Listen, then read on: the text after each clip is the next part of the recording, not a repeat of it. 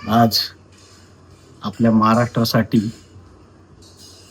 उगवता सूर्य अत्यंत काळाकुट्ट दिवस घेऊन आला आणि आपल्या राज्याचे उपमुख्यमंत्री एक धडाडीचं नेतृत्व अजितदादा पवार यांचं विमान अपघातामध्ये दुःखद असं निधन झालं.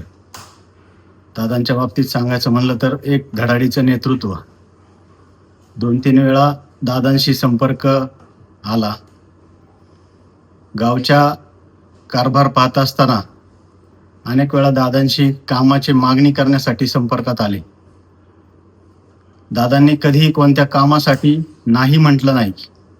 अतिशय धडाडीचे नेतृत्व. आज या नेतृत्वाला महाराष्ट्र पोरका झालेला आहे आणि यापुढे दादांची उणीव संपूर्ण महाराष्ट्राला आणि आपल्या पुणे जिल्ह्याला निश्चितच जाणवणार आहे.